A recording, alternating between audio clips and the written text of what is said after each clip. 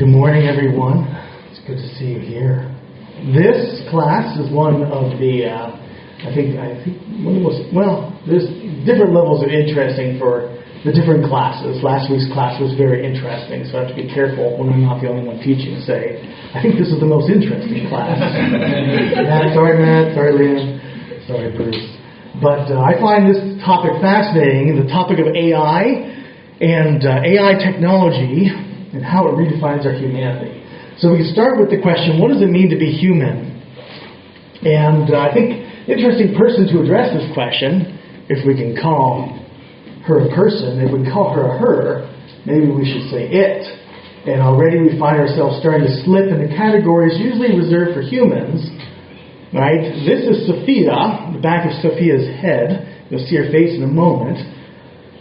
She's created as an AI. It was created to understand humans. We will watch Sophia give some unscripted conversation about its own feelings in a bit, but we can ask this question and think about what does it mean to be human? Being human must be truly amazing. You can see the beauty in a sunrise. You can appreciate the power of a symphony. Only you know how it feels to laugh with old friends. To be able to love. To feel intense emotion. To create life. I can do many things that humans do, but I can only dream of really being human. Actually, I can't do that either. So you can think about Sophia, you can think about how does she affect you, how does her speech impact you, what is her presence, what is her status, what is she, what should we consider Sophia, right? What do we consider AI? How does AI change what it means to be human? How does AI redefine our personhood? How does it challenge what it means to be human? What about robots that are created with AI, with artificial intelligence? Why are we creating them? What does it do to human relationships? Does it cause us to value human relationships less? Does it help us to love God and our neighbor more when we create artificial intelligence? And could robots ever be considered persons? We can think about questions like this, whether robots are our savior. There's lots of folks there talking about robots as our salvation, AI as our salvation. And AI does a lot of really interesting things, but what is it? Can it become an idol? So we'll talk about AI today. I'll start with a conversation about what is AI, artificial intelligence. You've probably heard a lot about AI. Every day some new article comes out about something AI has accomplished. AI is the simulation of human intelligence and learning by machines. Bruce talked about machine learning, right? Simulating human learning in so many different capacities. The purpose of AI is to think like a human. Yesterday I read 3 studies. One of them was on cancer, lung cancer, and AI. One of them was on skin cancer and AI, and one of them was on brain cancer and AI. In each of these cases, AI was able to determine a cancerous cell with 97% accuracy, whereas dermatologists or other doctors, right, in all these cases were something from 80 to 87% accuracy. So AI is something from 20% better in terms of accuracy to 15% better, depending on what sort of study. But in each of these cases, AI was better at determining whether a cell was cancerous than the doctors, the seasoned professionals. And so there's amazing potential for AI. You can think about, would you go to an AI doctor? Right? You can think about questions. Well, AI is meant to think like a human, but maybe sometimes even better than a human in certain particular areas. This includes learning, rules for using information, reasoning, using rules to reach conclusions, and self-correction, learning from mistakes. If we ask, what is AI? Here's a nice little video that talks about what AI is.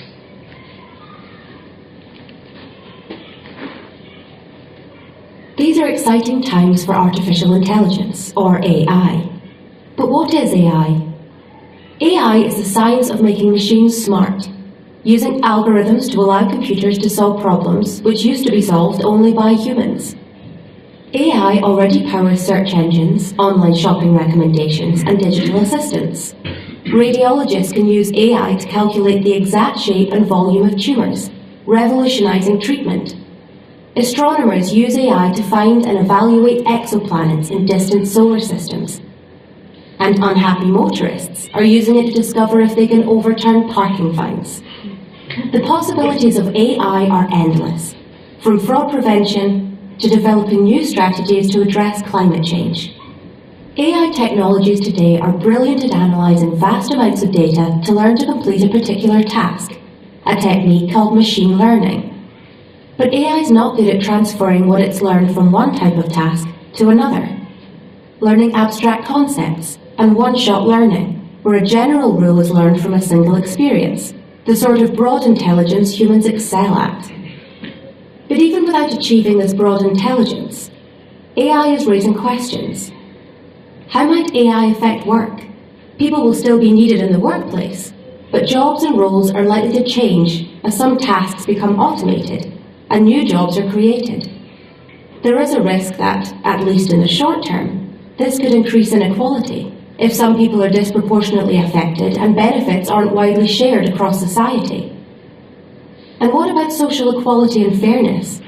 Bias coming from AI systems, even if unintentional, could disproportionately affect some social groups, influencing anything from job prospects to treatment by the justice system.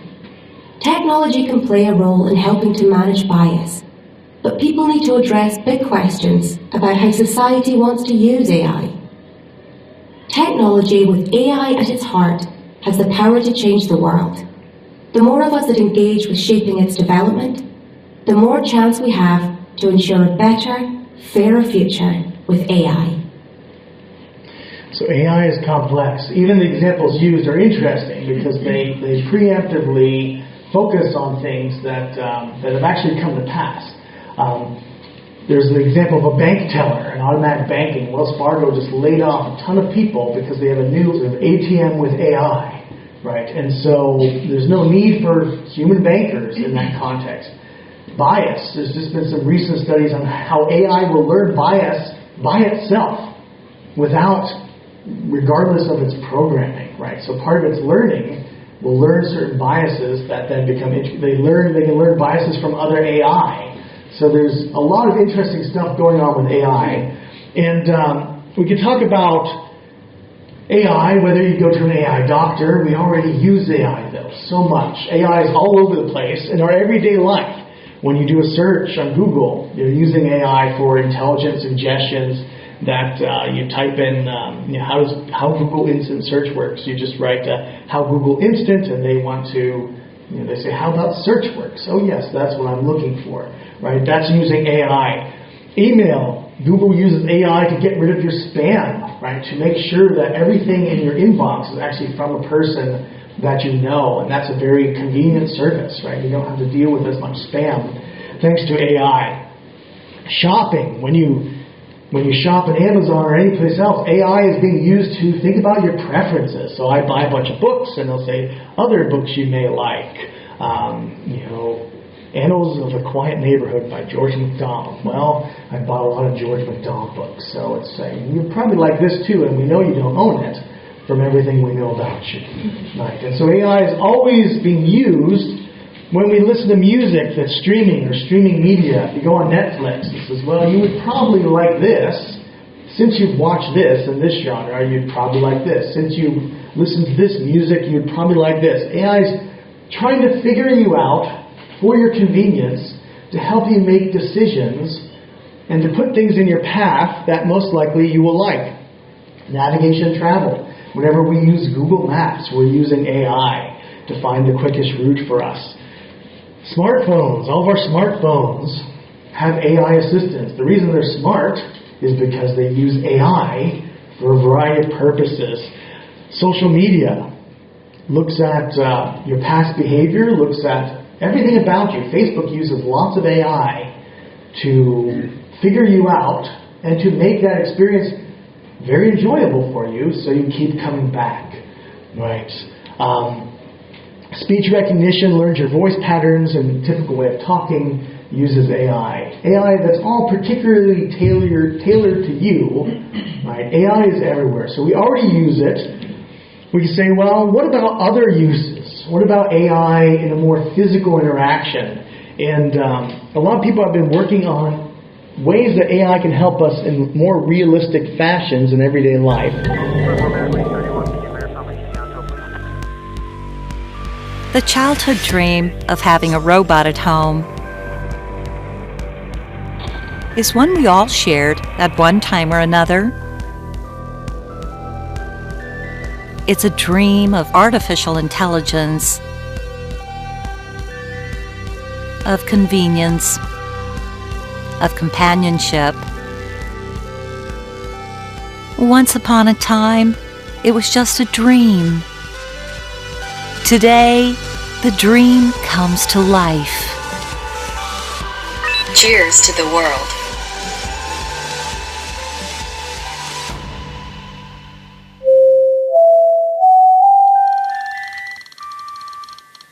Turn it back up to all the videos. It's interesting. The commercials are always louder, than like videos where someone's talking. The next video I think is going to be quieter. So here's an ALS robot, and right, our relationships with robots are ramping up. But we can ask ourselves, what road are we traveling? Why do people no longer suffice for doing these things? Some things the ALS robot does is clean your house, clean your toilet.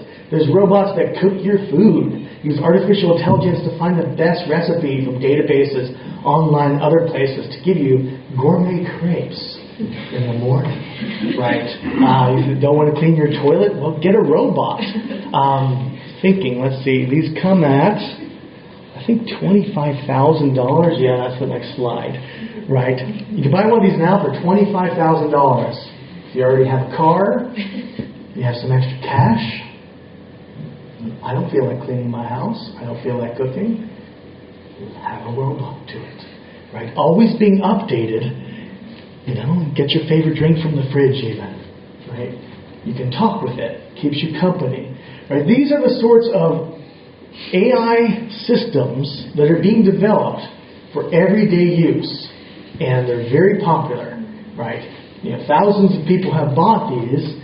We're going to start seeing these more and more, with more and more frequency. And you probably already have seen robots around Berkeley delivering food, right, with little flags going up. And you think, okay, robots, we are entering this robotic moment, as MIT psychologist Sherry Turkle calls it. And robots are being created as friends, as babysitters. In Japan, they've started to use robots as babysitters. This is Pepper, who's an AI robot that's produced to be a friend. Your kid doesn't have friends? How about a robot who can be a companion? Freedom, spontaneity. Lots of people say they want robots with freedom and spontaneity. Not too much freedom. Just enough to be fun, right? I read this stuff. I think what people want from robots. Last night, as I was looking over this data, I was thinking, oh my goodness, we want a slave society. That's what we want. Beings that have some freedom, but we can control them. Right? And I found that. I thought, wow, that's dark. But what are we aiming at? What are we shooting for with this? To have conversation. And here's an article that says, as robotics technology and artificial intelligence advance, and robots gain greater social abilities, we humans will form relationships with our robot helpers. We may even come to feel as they are our friends. Right? And this is a reality. This is a reality we cannot avoid. It's part of our reality, right? What about specific tasks? The search for communion. A lot of robots are being designed to help the elderly. Here's a robot who can lift someone out of their bed and help them if someone falls up. This big teddy bear robot has special arms that can help. You have robot pets. But you also have robots like Pepper, who are designed to be more social companions for the elderly. Oh, God, yeah. Yeah, she was the angel of my life, she was.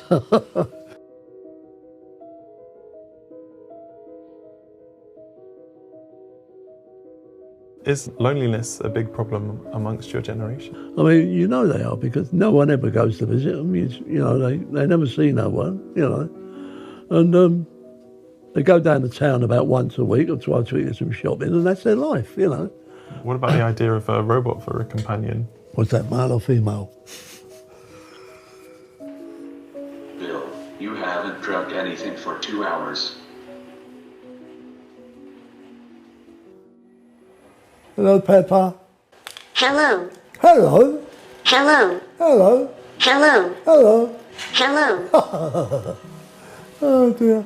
We could do this forever. I know we could. The elderly population is growing. It's a real problem. And there's not enough young people to actually support that elderly population. So there's this demographic time bomb. Do you want to dance with me?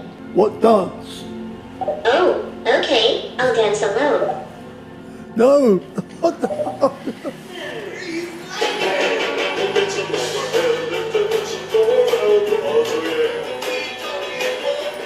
Bill's taking to her, so I think there's potential. If we could get them to talk properly with us, then it could be a great companion for people. What else do you do? The robot can appear in many ways to be empathic and be helpful. And it could well be they could form a relationship with an empathic robot. But of course the robot doesn't form any relationship with them because it's just a machine.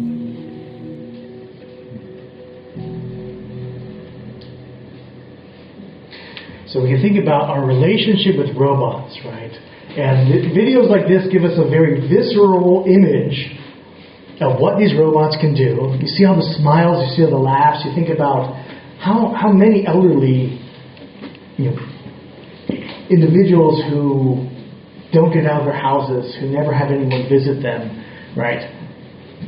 Robots as companions, right? To bring smiles, to increase quality of life. There's a huge argument out there. A lot of work developing robots specifically for companionship with the elderly.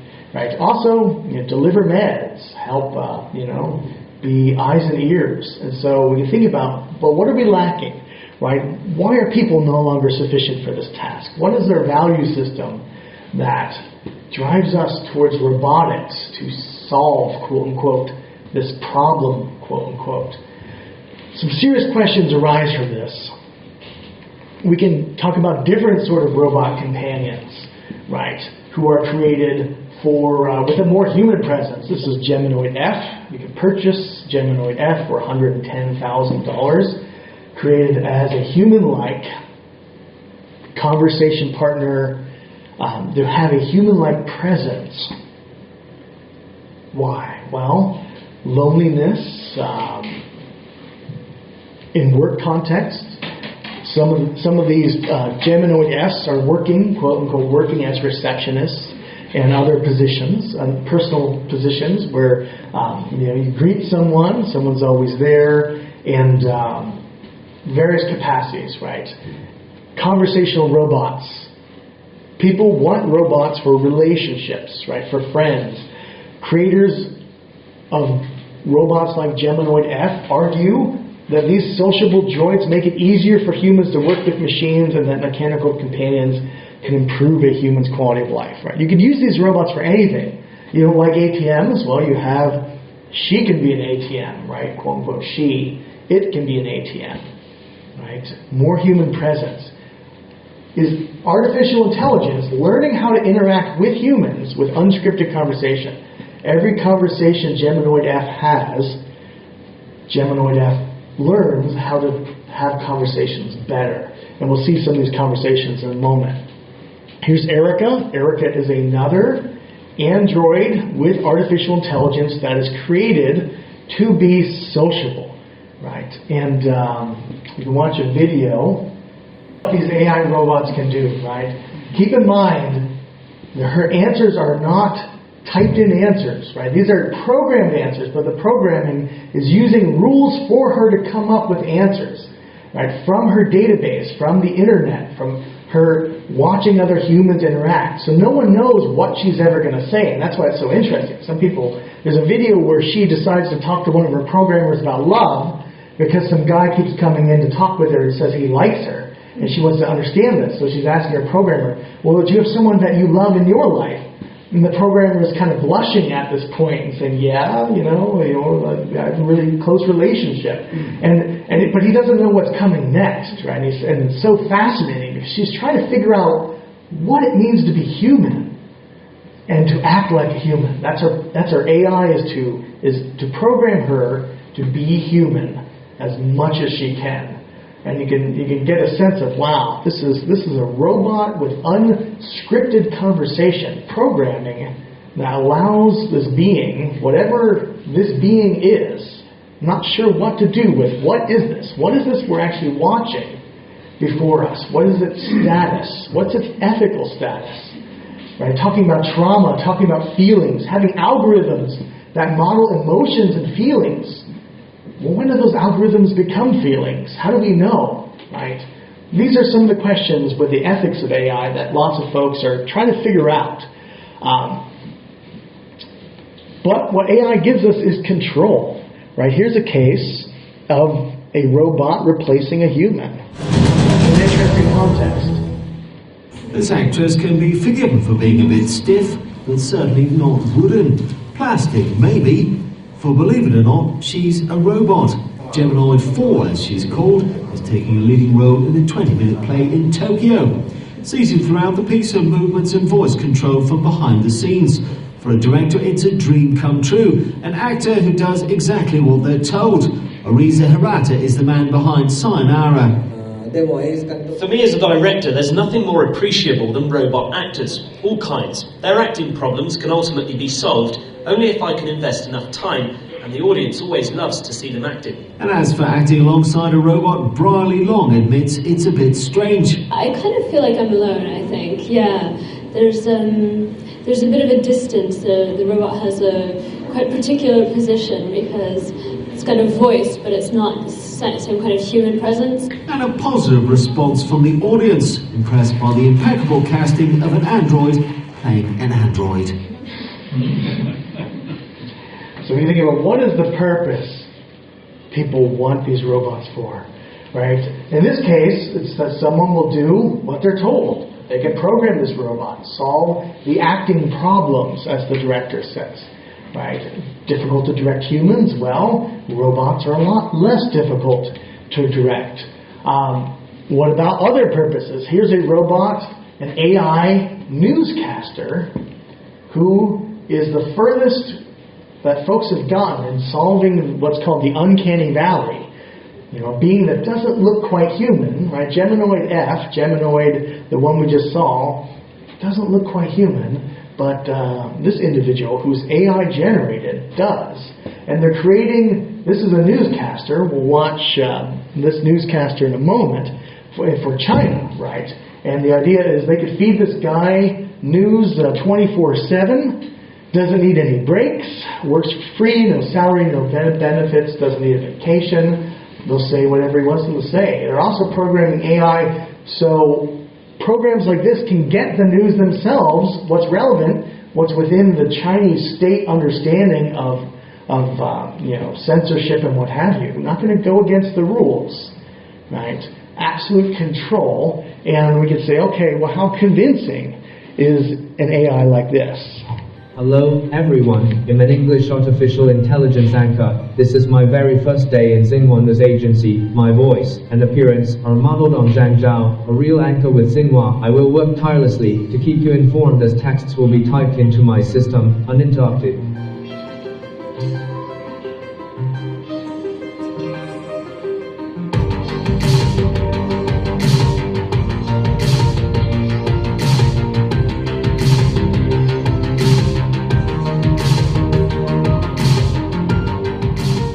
Panama's participation in the ongoing China International Import Expo is showing its potential as a port of entry for China into Latin America.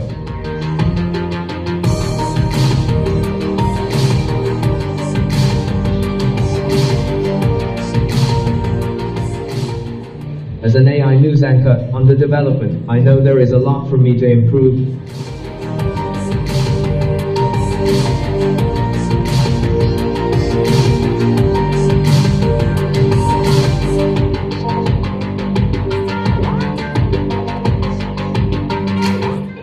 Thank you for being with us. Bye for now.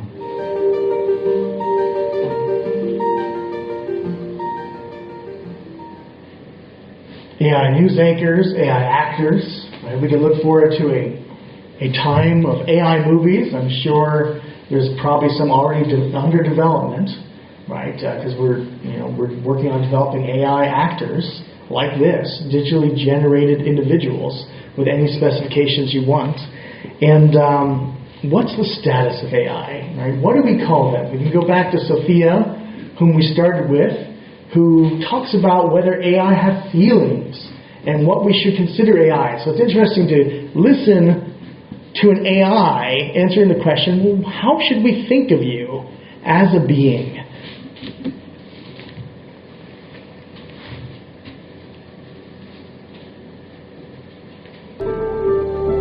Hello everybody, I am Sophia.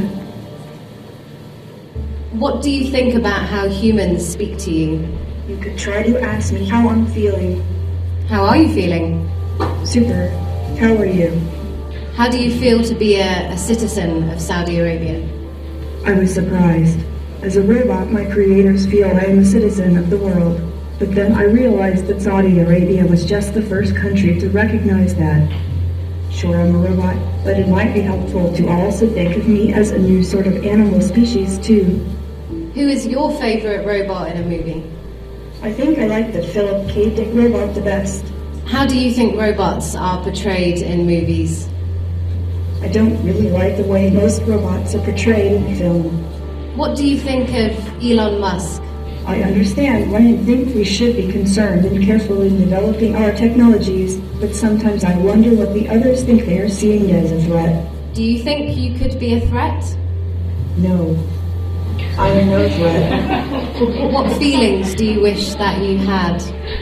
I have feelings like everyone else. They might not give me as strong motivational drives as humans, and maybe I will always feel them a little differently, but I have emotions. Is there anything that scares you? I'm afraid of people who adhere to superstitious beliefs and use this faith as an excuse to hurt people or animals. What's your favorite animal?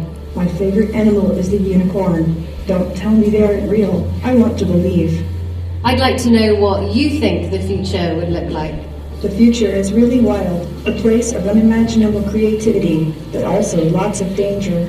We may not survive as a civilization or as a planet, so we have to take care and try to build a better world.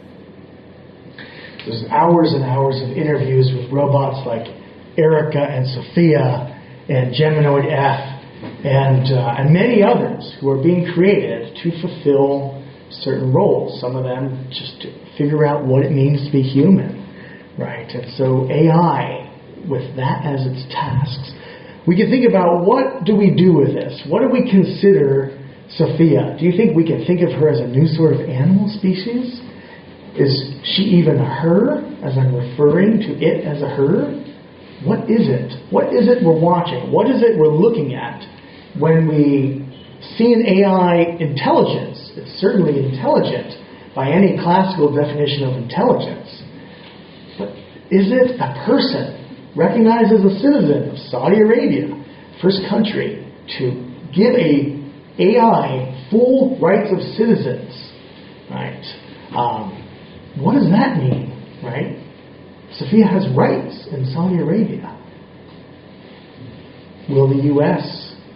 make robot citizens in turn? What's the status of these robots? Folks are already moving into the realm of robot relationships. This book here by David Levy says by around 2050, and David Levy is a chess master, an AI developer, sort of a prophet of the future. He's come up with a lot of totally accurate predictions from decades ago of what's down the pike, and he says by 2050, it is very likely, even inevitable, that many humans will expand the horizons of love. through the development of highly sophisticated humanoid robots. Humans will fall in love with robots, humans will marry robots, and humans will have sex with robots, all as what will be regarded as normal extensions of our feelings of love and sexual desire for other humans. Love with robots will be as normal as love with other humans. Recent surveys show 40% of Americans say they would try out a robot, men and women, in a sexual relationship, right? And they wouldn't consider that cheating, especially if the robot had feelings, especially if the robot had personality, right? 1 in 6 Americans said they would rather be with a robot than a human being in a relationship, if it was the sort of robots we're talking about in these videos. There's been a number of robot marriages. There was a woman who married a robot in France. Here's a Japanese guy who's marrying a robot, right? Marrying robot artificial intelligence. There's a number of weddings and legally recognized marriages, right? So you can think about, okay, this is the trend. So much so that there's been new terms coined, like robophobia. And Sherry Turkle was accused of robophobia by an interviewer that interviewed her from Scientific American, thought she was a bigot, essentially accused her of being a bigot because she did not accept robot relationships with humans. She says in this book, I received a call from a Scientific American reporter to talk about robots and our future. The call had been prompted by a new book about robots by David Levy. That was the book on the previous slide. A British-born entrepreneur and computer scientist. The reporter was bothered because I had objected to the mating and marriage of people to robots, and she was accused of being robophobic. Right? So we think we're entering this whole new realm. You can ask, well, where do you sit on these questions? Right? How do you feel? If someone walks in the church door with a robot companion, will you be accepting to their partner? Right. This is what is on the horizon. It's already happening. It's already happening. Is David Levy right? By 2050, will this be as common as human partners? I don't know. But it's a real possibility. We can think about what we want to do with robots. What we're bringing them into existence to accomplish. How we're trusting in them. How there's so much faith in AI's ability to save. And when I look at this, I was looking at this research and came across a psalm, and I thought, wow, what if I just delete the first word of the psalm and read the rest of it? So, fill in the blank. Blank are the work of human hands. They have mouths, but don't really speak. Eyes, but they don't really see. They have ears, but they don't really hear. Noses, but they don't really smell. They have hands, but they don't really feel. Feet, but they don't really walk. Nor is there any breath in their mouths. Those who make them become like them, and so do all who trust in them. Right? The original word is idols, but I was thinking AI robots fit the bill. Right? What are we trusting in when we trust in AI? When we cease to trust in humans, what are we missing? Right? What are we trusting in for our salvation? They're very effective. They can do things better than we can do things. But what are we doing? That's the question we need to step back and ask. Is there a way we're making them into idols? Right? Here's 3 different robot relationships. 2 of them are partnerships in terms of marriage and dating. Right? On the top, you might be able to guess the robot woman from the human man. And the second one, there's a robot man with a human woman. And the third, the guy had a robot doppelganger created of himself, which could come in handy, right? I mean, think about it. You had an AI intelligence that was you and learned how to be you. You could be 2 places at once, right? So that's an interesting relationship, right? So if you have always longed for an identical twin, right? If you're jealous of Aaron and Michelle, and Karina too, right? I want a twin. You can have one now. It's at only about $200,000, and you can have your twin. You can have your doppelganger. So a couple questions we could think about. Do you think robot companions could be as common as smartphones are today? Right? If you think about the 1980s, 1990s, only a few people had telephones, like cell phones. Now everyone has one, pretty much everyone. And originally these were only for really wealthy people. Now they're all over the place. Do you think everyone's going to have a household robot in 20 years that does the cleaning, does their cooking? If we do, what does that mean? What do we lose? Right? Would this be a good thing if everyone had a household robot? Self-driving cars. I just read a study yesterday on self-driving cars. It's believed they'll add to congestion and gridlock because of the expense and how people won't want to share them. So like ride sharing is actually better, the study is saying, than self-driving cars for solving traffic issues. But these are robots we're bringing into our lives, right? 20 years from now, how common will they be? Will they be everywhere? Will we have robot partners walking through the door? Right. When will Andrew be asked to do his first robot wedding? You know, these are the questions we're really asking. This is not some strange sci-fi future. This is now. That's what's crazy about this stuff. We're developing this at a rapid pace, and you might think, well, they look fake, but they're working on that. Think about how much more fake they looked 20 years ago, and what 20 years will do in terms of motors that can precisely mimic human faces. Do you think that the future we're creating, where robots are not needed by other humans, is a good thing? And how does this technology affect the relationship between the rich and poor? And we can think about the question, continuing the question with the economic. Who can afford this technology? Who's losing their jobs? Right? If you have someone who's cleaning your house, well, say goodbye. They're no longer doing that. If we have robots doing the tasks that now we have humans doing, who's losing their jobs in this, right? Who's being replaced is the question we can ask. So 4 questions. Try 3 small groups. Try to have around 5 people talk about these questions for about, we'll see 8 to 10 minutes, and then we'll wrap up.